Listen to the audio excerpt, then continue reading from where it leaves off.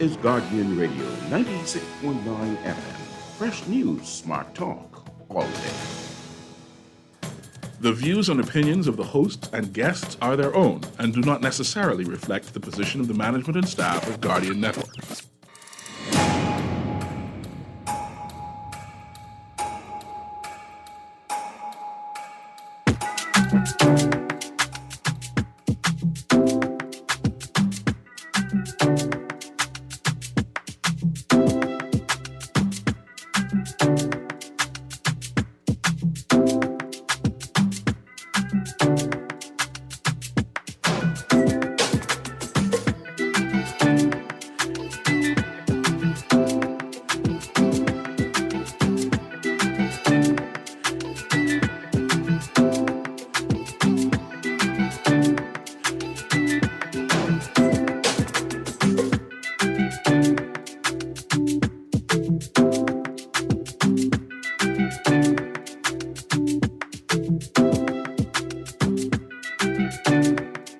Good yawning this morning, Bahamas. It is Thursday, the 13th of May, 2021. You're tuned into 96.9 FM. That's Guardian Radio. And that must mean you're on the clock with Erin Greene. We got an exciting show this morning. We are talking with the chairman of the National Neighborhood Watch Council. Hey, give me a second. I'm just going live on my Facebook feed. If you were tuned in, we got shut off for some reason. I think it's because I haven't shared any mangoes yet for the morning, and the universe does not appreciate my petty, but there's still time to do penance. Today's show is brought to you by the Department of Inland Revenue. And I have an ad for you from the Ministry of Finance. New services alert.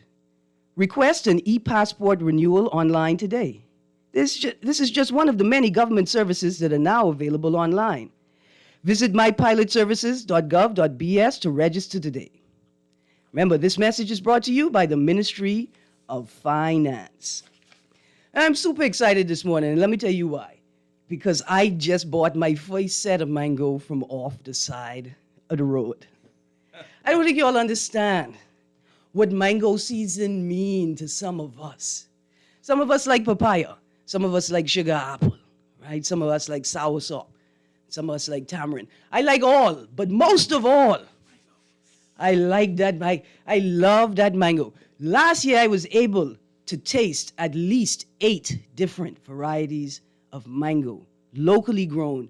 And this year, I'm aiming for 12. And I've already had, I've only had one. I already have 2 in my hand. So once this show is over, if I can escape the studio with all my mangoes intact, I will have had 2 different type of mango, and we only in the 2nd week of mango season. This is going to be beautiful. But, dear Bahamians, don't slunk. And here's what I mean by slunk. See this mango thing? This ain't like, oh, I can always go to the food store and find a mango on the shelf. It ain't like that. Don't let the food store or the supermarket culture, right, of consumption and purchasing, don't let that fool you. We don't know how long this season will last. If you've been paying attention to the mangoes this year, you'll realize that we had some very early mangoes, and those are probably the ones that we've been eating over the last 2 weeks, right? Then we had a second shoot of blossoms, and we had a third shoot of blossoms, right? So it seems like there's a ton of mango on the tree. But here's the thing. If they all if they all come off the tree at the same time, and they aren't harvested properly and stored properly, right? Then we run the risk that a large percentage of that first batch of mangoes can go to waste, right? So if you got a mango tree, and you don't know what to do with all those mangoes, or you got hit by surprise, right? That, oh my goodness, I didn't expect 200 mango to fall off the tree one time. Call somebody, call your neighbor, collect the mangoes, buy them up. You'd be surprised how much money you could make off your mango. If ain't nobody buying mango in your community, go to the farmer's market on a Saturday or a Friday morning and sell your mango. Don't let them go to waste. Because here's what I've noticed in this little agriculture business here in the Bahamas. We can grow lots of things. We could grow it. If you just eat it, if they just eat it, we could grow it here. I think we're in zone 11, like Phil Davis Jr. said. If anything that grows on this latitude, we can grow it and we could eat it. So growing it isn't the problem. We're growing it. The consumer isn't the problem either. Because if the consumer knows it's available, they're going to buy it and they're going to eat it. That's not the problem. The problem with our agriculture industry are the mechanisms that are missing in the middle between the farmer and the end consumer. That's where the issue is, people. A lack of organization, a lack of strategy, a lack of paying attention to the market and the consumers and what's required to capture them and to create a sustainable market. You don't understand? You got to market to the people. You got to shift their culture the way that they think about buying food and eating food. So if people think they could just, I could just go to the food store and find a local mango, that ain't no true. And you ain't going to find it. You got to know when the farmers harvest. You got to know when the farmers go to market. You got to watch the trees. You got to know when we come into the end of the season. Don't get left out. But you want your mangoes to last long, you need to leave them in a cool space, if not refrigerated, right? So you can't just leave. You can't pick the mango on Monday and charge me $3 for the mango on Monday.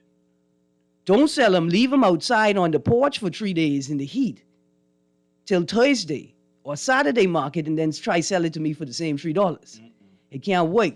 But if you invest a little time and energy and create a cool room. So whatever room it is in your house where you run the AC, buy one top, take one old shower curtain, and lay that down on the ground and store your cases of mango in there so they could stay cool. Because I ain't buying no 5-day-old mango for $3. 1 day old, I'll buy it, but not 5 days, right? So what we realize is that Bahamians could grow it and Bahamians will eat it. The problem is the mechanisms that are missing between the farm and the end consumer. So I would say that especially to my vendor friends out there who can be selling a lot of fruit this summer and trying to figure out how to make their profit, the money back, and the best profit possible. Here's my advice to you. Figure out how you're going to add value to that product. Because I'll pay you $3 for a mango 1 day or 2 days after it's been harvested. But I ain't trying to pay you no $3 for no mango 5, 6, 7, 10 days after it's been harvested. But at that point, you should have already figured out how to add value to it. So I can give you a couple of ideas if you didn't know already. You could make mango lemonade. You could make mango puree to sell to make lemonade and juice. You could make dried mango, like the mango fruit snack. You could make mango leather, like mango fruit roll-up. You could make mango vinegar for your salad dressing. Or you could make mango wine for your little bibbing session, right? You could take the hairy mango out of the liquid when you're straining it, and you could take that hairy mango and you could make seedling trays with it. And sell the little seedling trays to all the farms and all the high school and the primary school farm classes, right? So we don't have any waste going back. You could make mango syrup. You could make mango pepper jelly. You could make mango jam. You could be like me and make world-famous mango rum fingers, perfect for church prayer meeting and parliament, right? Add value to the product before you put that heavy price tag on a lower grade or lower quality fruit because of the time that's expired since it's been harvested. Now, Bahamians will go out into the market and they can pay for things, They respect hard work. And they also respect nobody hassling them over the price. So they can pay you what you ask if they really want it. But please, let's practice some common sense. Let's think about some new skills and techniques we could use to increase our profit margin as opposed to this old plantation model where we just double the price on anything. And if you don't like it, come out to people's shop. That can't work no more. It cannot work anymore. Plus, I have this to say, the people who are out there selling dilly for $1, you know who you are. And Jesus knows who you are too. And he is not pleased because you cannot sell dilly for $1, people. This is untenable. That's real robbery. Look here, and I can say it, and I only can say it once before we get the show started. That's what you call PLP math. And we cannot tolerate it any longer, people. Dilly cannot be dollar. I take a little fun with that, but it's a serious thing. Dilly cannot cost dollar. That is how we know that the cost of living is too high. Forget the cost of energy. Forget the fact that your light bill was the same as your mortgage or your rent for decades. That's not the indicator that the economy is upside down and there's something wrong. The real indicator is y'all selling dilly for dollar and one hairy mango for dollar. And that can't work. It cannot work. It's unsustainable. And I'll say it one more time. It must be PLP math and we must do away with it. Anyway, that's my little agricultural note this morning. As you could tell, I am very, very happy. It is mango season. This is my time of the year. Kermit, let's roll to a break. And not listening audience, when we get back from the break, I'm going to introduce my guests and we're going to get into this conversation about how we and how we can continue to keep our communities safe. You're listening to 96.9 FM. This is Guardian Radio. We'll be right back.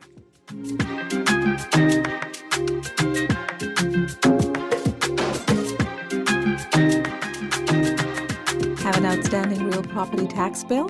Take advantage of our Real Property Tax Forgiveness Program. Bring your account to zero and receive a 50% discount on your outstanding tax and surcharge past 180 days. Or get a payment plan. Make a 25% deposit on your outstanding tax, receive a 100% waiver on the surcharge, and pay the difference within 36 months, interest-free. Contact the Department of Inland Revenue at 225-5778 or email us at rptforgive@bahamas.gov.ps. Offer ends May 31st. Signs that you should go to therapy. You've thought about it, you wonder if it could help, you want to go, you wanted to see if this list would apply to you. Mental health is health too. This Mental Health Awareness Month message brought to you by Guardian Radio, 96.9 FM. Preparing for a hurricane can make all the difference in safeguarding the lives of family, friends, and neighbors. By knowing what action you should take, you can reduce the effects of a hurricane disaster. Get all the facts of the potential of having insurance, impact-resistant windows, home emergency power, essential supplies, and a lot more before the storm. After the storm, where to purchase building or cleaning supplies, waste disposal, medical care, and more.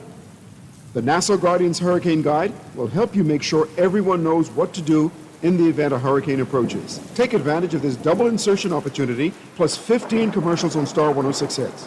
Contact us today at 302-2300. That's 302-2300, or your account executive. Will you be prepared? COVID-19. Do not panic. Be prepared. Some persons may get worried and feel stressed whenever there's an outbreak of diseases like COVID-19. Do not panic.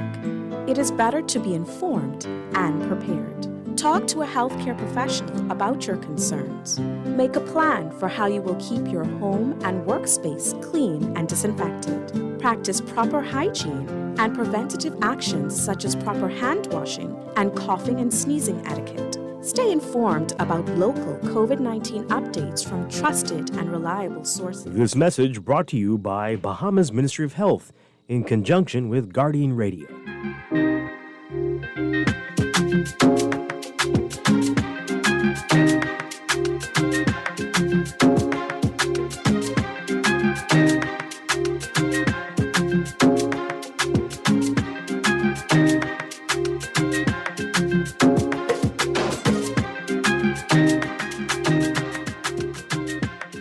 A good yawning this morning, Bahamas. Good morning.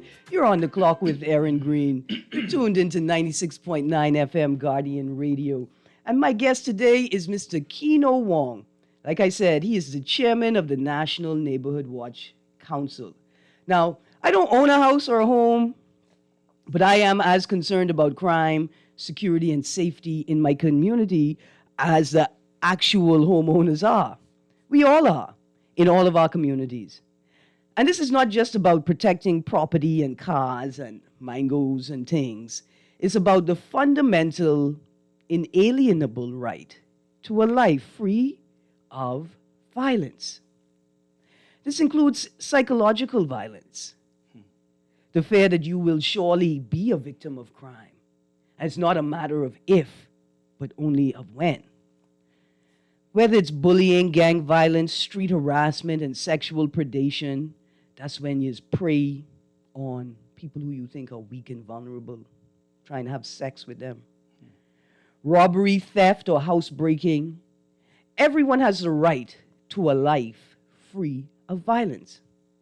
And children who can't just pack up their Georgie bundle, sell the house, and move to a nicer community, rely on us adults to govern ourselves and to create and maintain homes and communities where they can just be kids.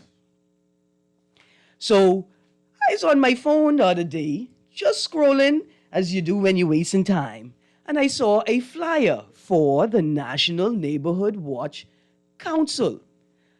And I said, you know what? I think this is going to be an interesting conversation.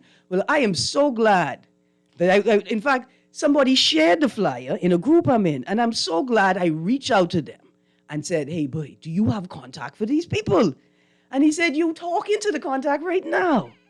I am so glad that I reached out to Mr. Keno Wong because in just the few minutes I've been researching this, I've been overwhelmed by what I learned is happening right around me, and I wasn't aware of it.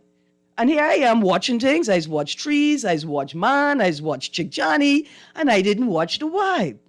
So good morning, Mr. Wong. Please introduce yourself and tell us what the National Neighborhood Watch Council is. Oh, my goodness. Good morning. And good morning, Bahamas. And it's good to be with you on 96.9 FM. I dare to say, just want to say one thing before we start. Yes. I'd like to say happy birthday to one of my dearest cousins by the name of Torkel Mona Lisa Seymour Dawkins, who is celebrating her birthday today. And so I got her about 10 or 11 years. I'm older than her, so I call her a little girl, you know. Okay. But she's celebrating her birthday today. She's a wife, a mother, and a businesswoman. Awesome. Happy birthday to you. Yes. Make sure he bring you some mango, okay? I'm going to get it from Erin. But in reality, my name is Keno Wong. I am the national chairman for the Bahamas National Neighborhood Watch Council. That is under the Ministry of National Security. And of course, we fall right directly under the Honorable Minister, Marvin Dames, and his executive team at the ministry. And so I say good morning to them. P.S. Davel and Deputy P.S. Lisa Adley, and the entire team there, along with Superintendent Wilton Johnson, who is the national coordinator that falls from the Belize side of it. Okay, so I want to say good morning to all of them. And of course, good morning to over 160 plus watch groups throughout the country. 160 neighborhood watch groups. Just hearing that number make me feel safer. Yes. Yeah. So we have over 160 plus watch groups throughout the country, and we'll dialogue more on that. But the Bahamas National Neighborhood Watch Council is a diverse set of group of people from all walks of life, from those who have been incarcerated to those who are businessmen, government employees. We have doctors. We have insurance agents. And so the list goes on. Police officers are also involved. Mm-hmm. And so the council on the whole is a magnificent group of people from diverse backgrounds. Not everyone get along every day, but of course we have one common goal, and that is to continue to create better and safer communities for all. Mm-hmm. You know, so the council is mandated by rules and regulations, you know, structured in a way that we are all governed so we can know what our roles are. Right. And what protocols are in terms of governing your communities, which is very essential. Right. And it's great to understand the need to model that culture in the organization, mm-hmm. right? We are attempting to show people how to and assist people in how to govern your community. And that's the key component. You are actually in charge of your community. There's a saying that individuals go and come, but the communities are always there. Yeah. Not many of us can afford to pick up, and like you said, Georgie bundles and move to a gated community. But wherever you are, you make that community the best little community possible. Yeah. By governance of how you live and how you respect each other and knowing your neighbors. That's the main factor. Yeah. How do you know your neighbors? Who are the people in your community? That is very critical in the National Neighborhood Watch program. Who are the people in your community? And a sort of a short story. So my mother grew up on the Fort Hill. I'm a Mitchell, right opposite police barracks, right? Right. And when she came back from university with degrees, and she's a professional woman, the Bahamian dream at the time was you start a family.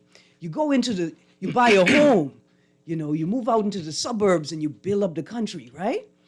But when she and other Bahamians did that, it's almost as if they created a vacuum, right, in the community. They left, right, that was filled by whatever. But now they move into these new communities, right, and without an actual structure to tell people how to live and how to interact, right, or why it's important, we then begin to form new communities that don't have the same natural relationships and linkages. So in my old community, I may have been more prone to watch out for what's happening at your house because you is my cousin. And even if we're not blood cousins, I know you all my life. My mommy know your mommy all her life. Her mommy know her mommy all her life. And so we are like family. And I think once that process of national development occurred, some gaps occurred that we are now filling in with programs like this. Yes, and you hit a point there. Yesterday I was dialoguing with a gentleman who lives in, we call the inner city, and he said to me that so many of our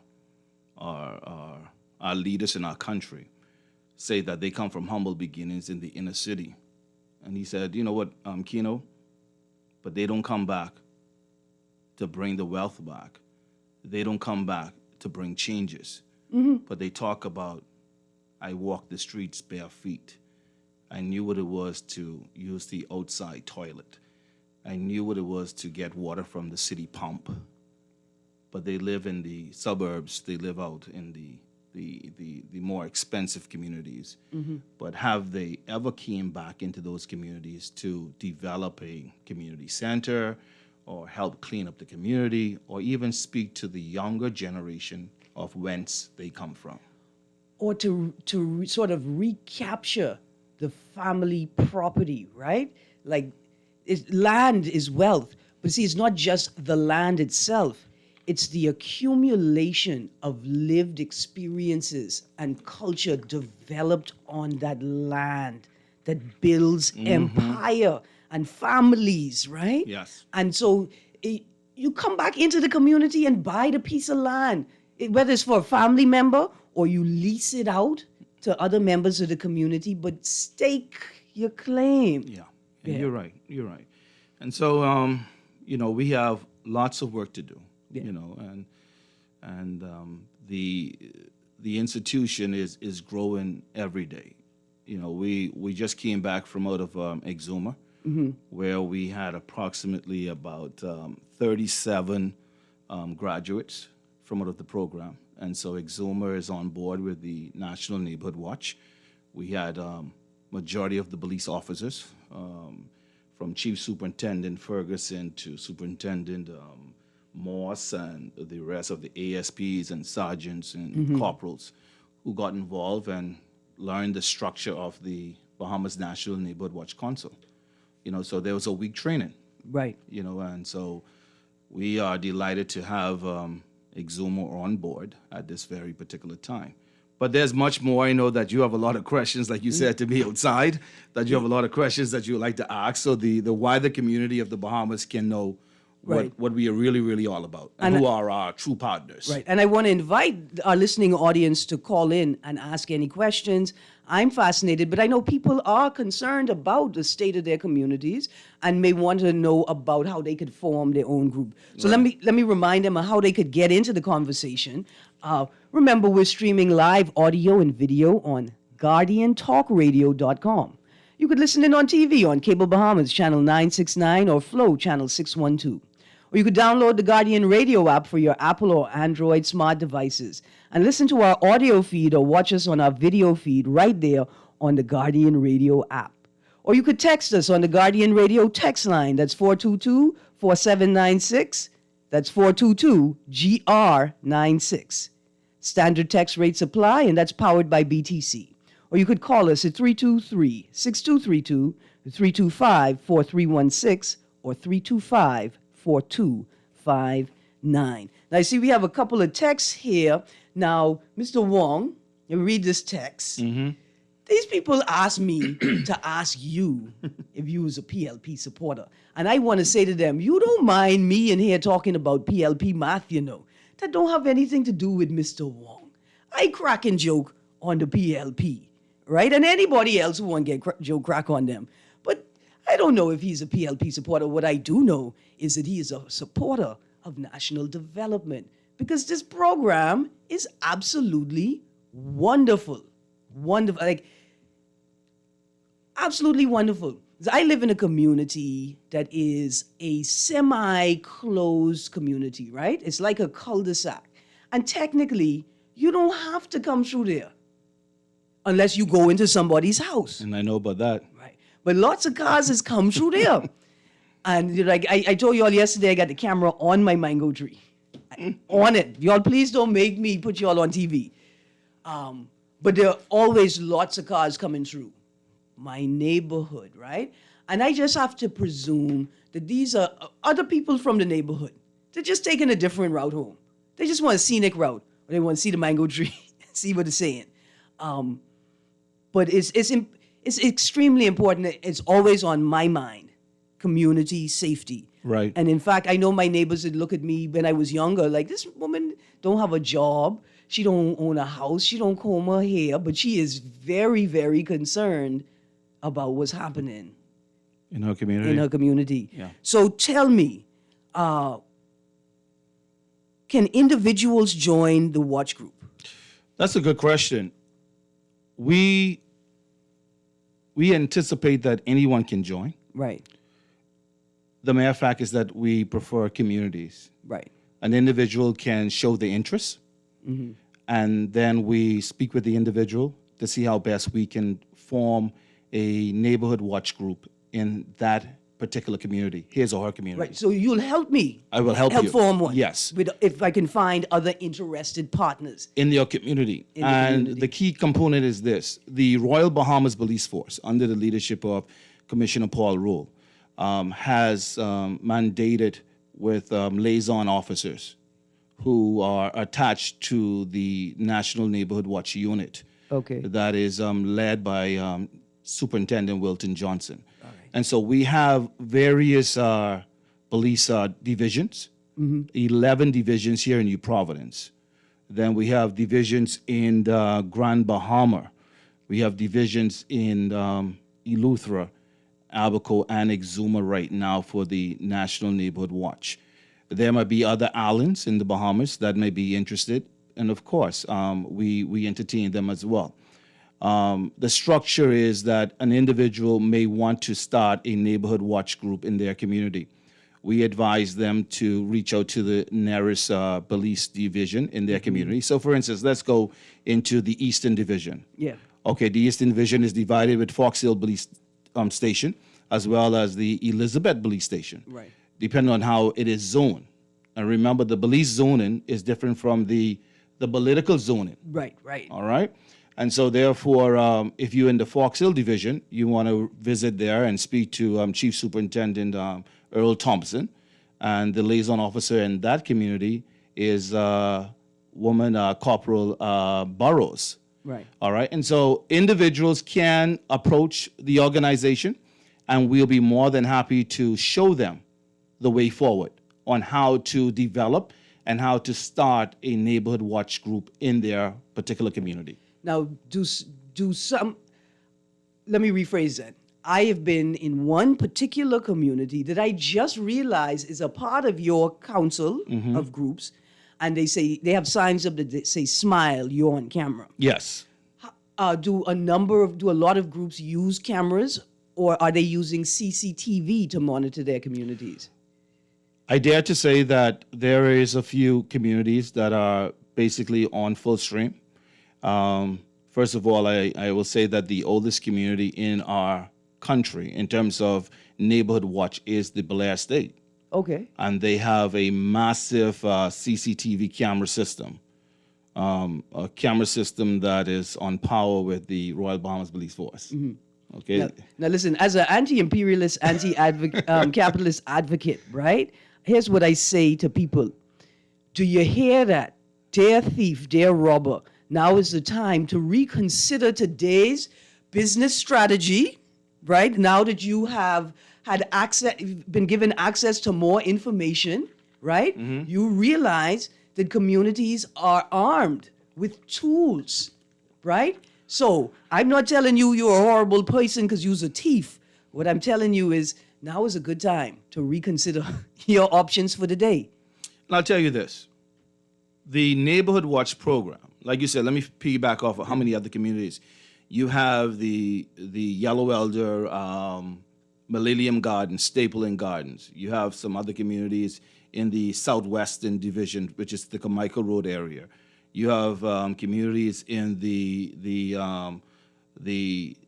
Southeastern, which is the Pinewood Police Station area. South Beach, Yeah. we call it Pinewood Police Station, right?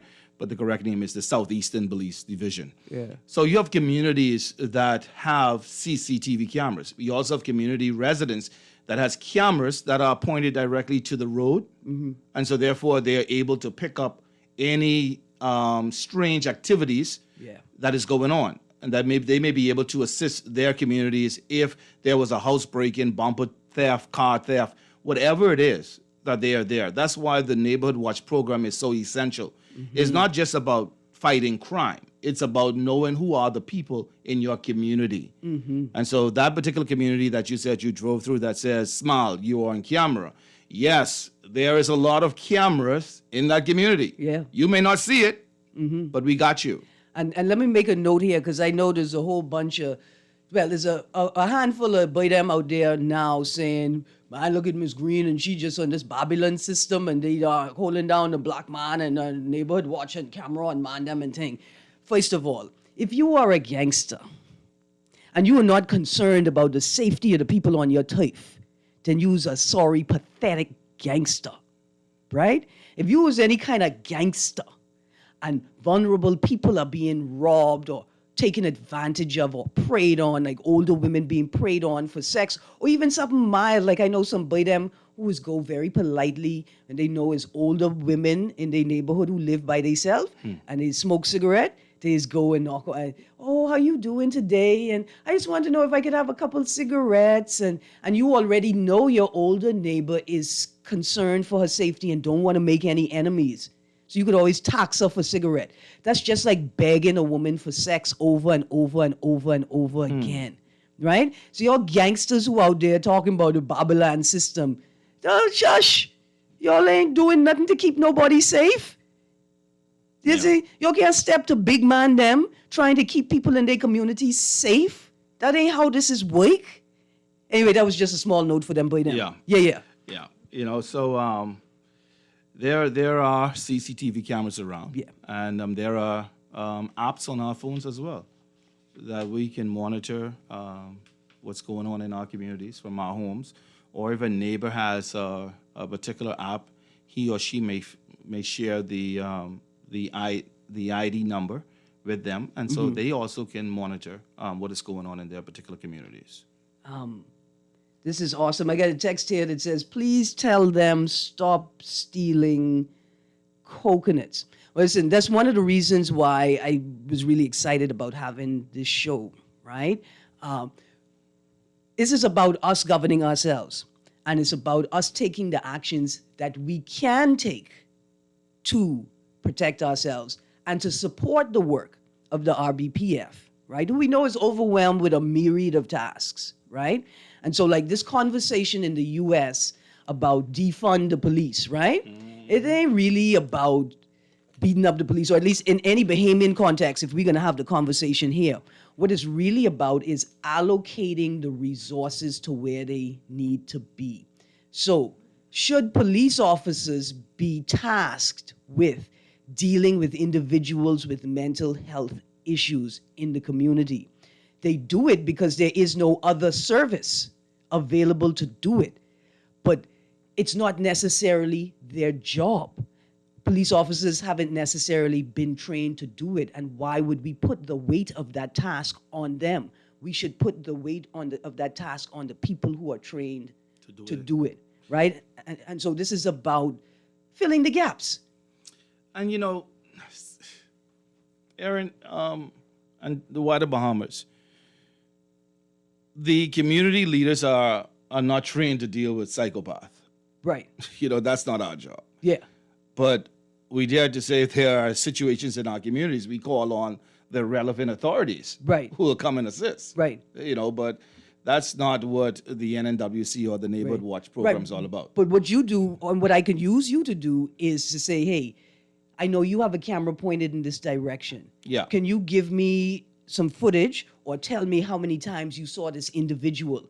And now I go to the police, right? Yes. And then the police document it, and then the police go to, say, Sandilands and say, hey, this is what the neighbors have documented. This is not really a police action. This requires greater attention. Yeah. Yes. We got a caller on the line. Kermit, can we get to that call? Caller, you're on the clock. I call it Daisy this dark in the voice. Good morning. Erin. Yes, sir. Now, I just have a problem with a guy. Every time I call the police for him, his mother to say he's crazy. Mm-hmm. I called Sunderland. I spoken to a doctor. I forgot her name. And several people I've spoken to at Sunderland pertaining to him. They told me, call the police. You see? But then, if I go and do something, they think I can't do anything because I'm physically blind. The thing is, he annoys me. He can destroy my place. And he don't know, all his family don't know I got my place. But if I stop him by some means, the police going to lock me up. Yeah. You see my point? Mm-hmm. So something needs to be done. Right, but you're not gonna respond in violence, Brayman. And I appreciate what you're saying, though, right? People get so frustrated that they eventually act out. But the neighborhood watch groups and the council are now a tool that you can use, or you can get their assistance in figuring out how you will deal with a situation. For instance, a lot of the matters are sort of stymied because the police say two things. We need proof. And we can't just take your word that it's happened 17 times, but you only have proof of one incident. They need to be able to have proof to bring to the courts to be able to get someone bound over by the police, for the peace, or restraining order, or to have somebody admitted into a mental health care facility, right? And so this organization is a tool that we can use. Mm-hmm. I see we got another caller on the line. Caller, you're on the clock. Pleasant. Good morning, Ms. Greene. Hey, good morning. How you doing? Sparky, and good morning to your guest. Morning, Sparky. There's the problem. Okay, I'm retired, and I be home during the day doing a lot of little backyard farming and raising the animals and stuff. First of all, Erin, I just got my first mangola this morning. I just plucked it off the tree. Oh, lovely. My first one. This tree was broken down by a hurricane a few years ago, and God bless the dead. Mark Hanna, A.D. Hannason, told me, he's a horticulturist when he was alive. He told me cut 5 inches below where the tree broke, and if any limbs come out, she will bring me back some mangoes. I got the first one 3 years later this morning. Awesome. But now, getting on that thing, we be home during the day, because some of us are retired. And these young men don't realize that cameras are here in Pride State, and neighbors buzz one another or WhatsApp one another, and they don't realize how dangerous they are. when they slowing down in front of people's houses, getting out to attempt to move people's gas tanks. I mean, I even got to the point where my neighbor told me, the guy is cutting your banana off your tree, the bunch. They ain't just cut some bananas.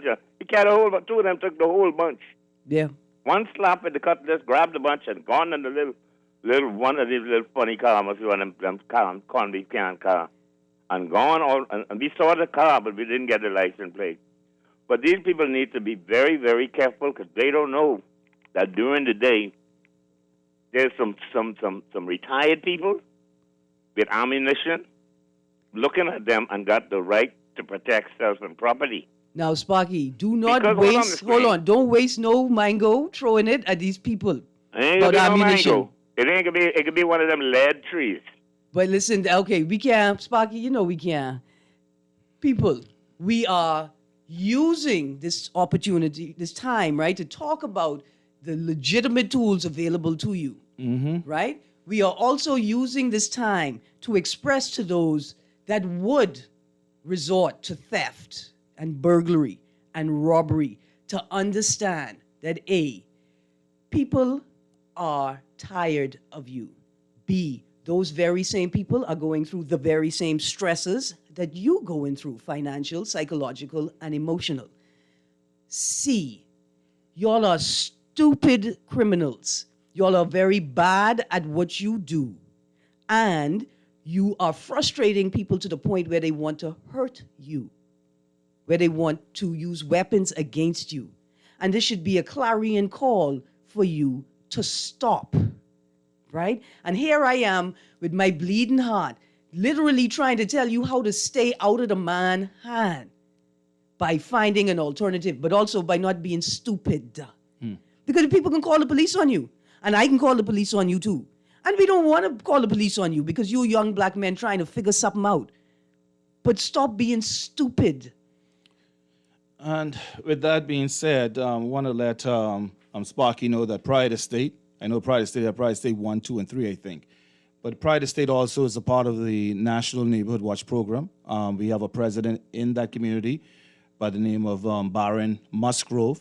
And your liaison officer for that community, for your community, is Inspector Kendrick Brown.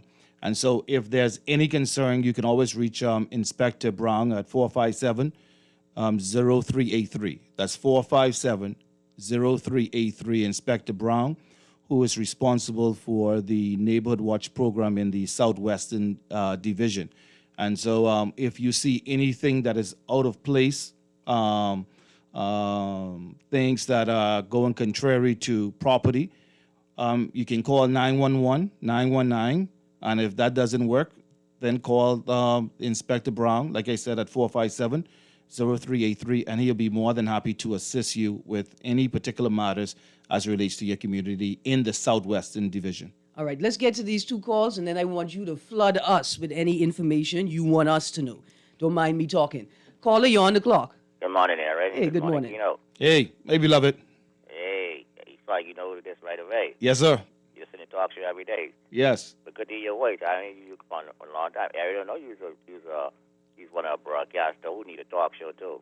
But look here, I could sense it. Don't watch nothing. But listen, I just wanted to say that I understand Neighborhood Watch, but I feel much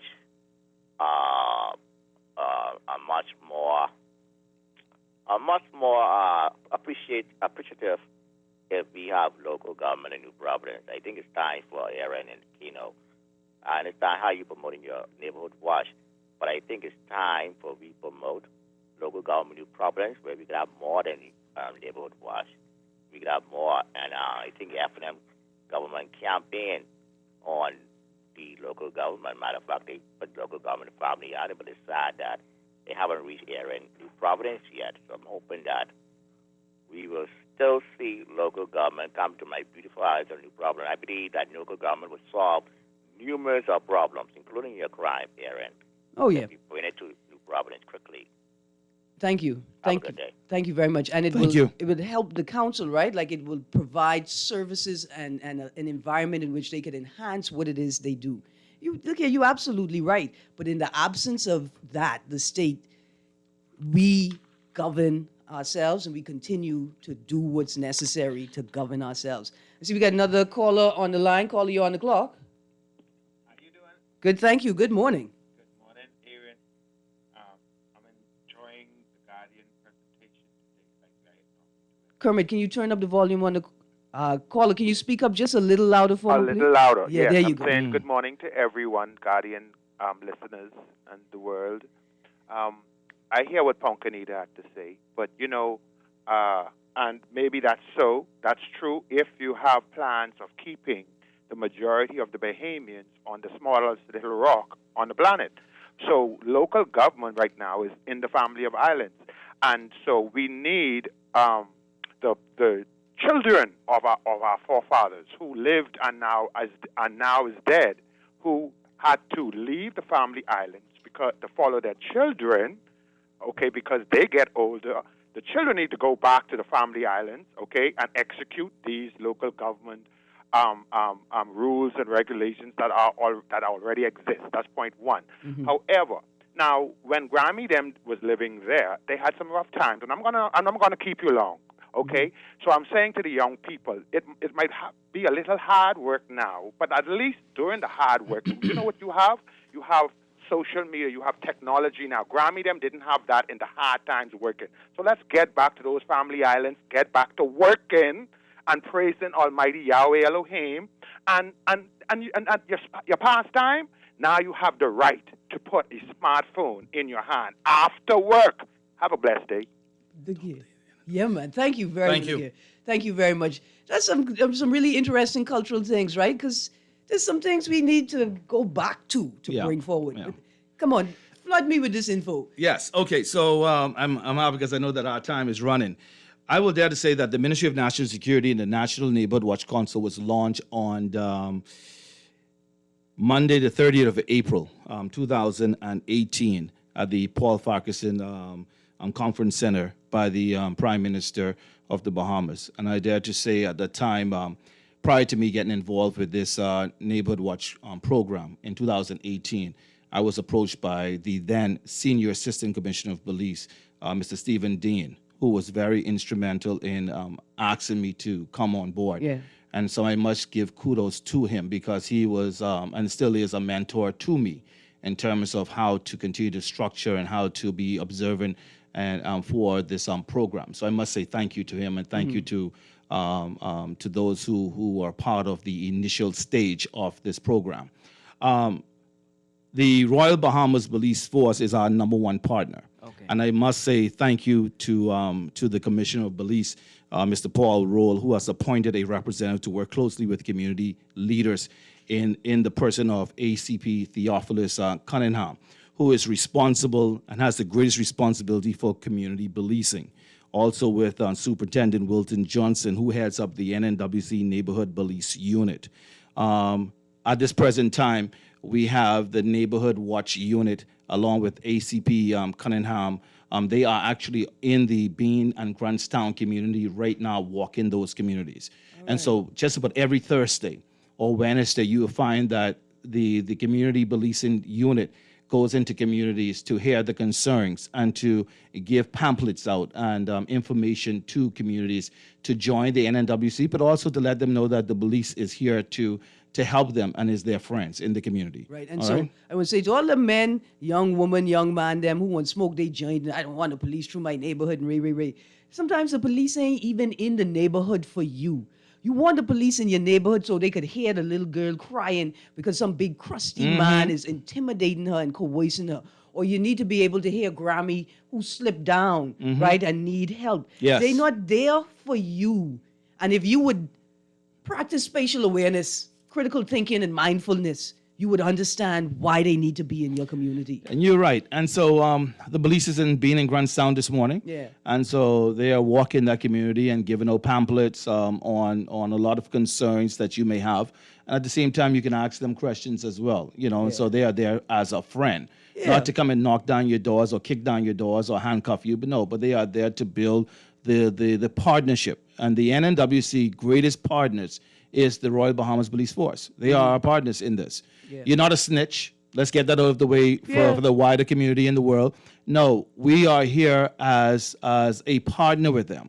We want to protect our communities. Yeah. I dare to say, prior to 2018, I was heavily involved with politics, big time.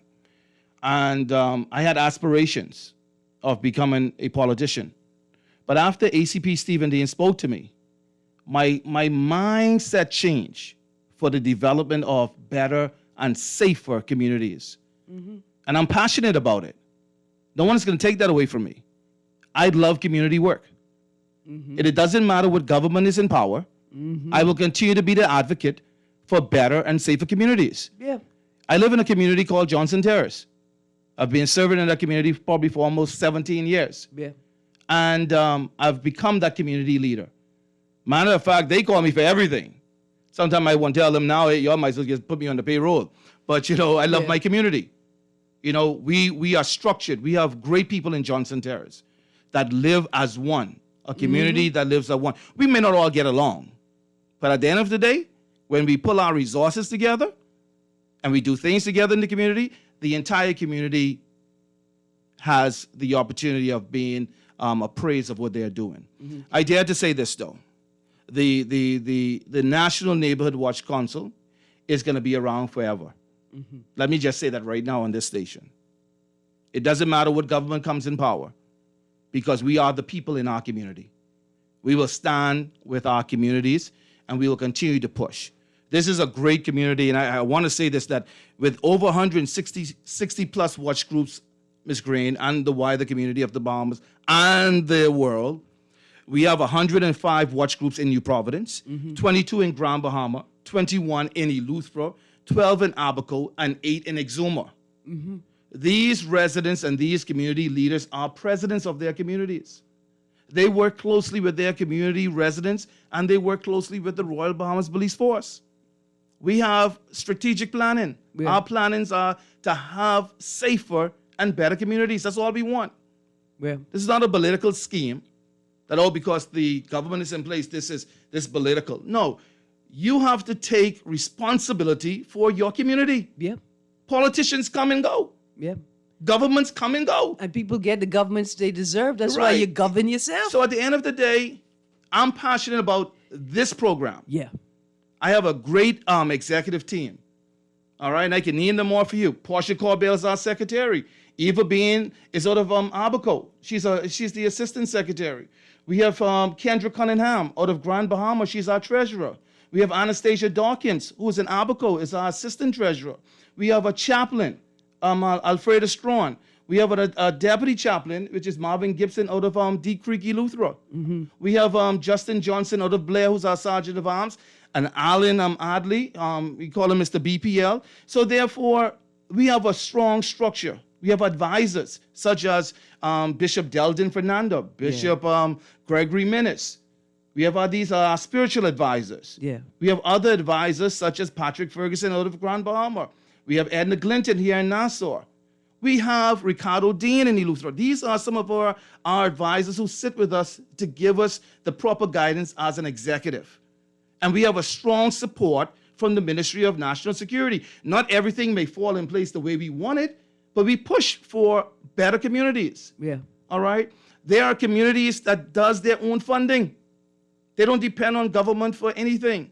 Awesome. They go ahead and have fundraisers.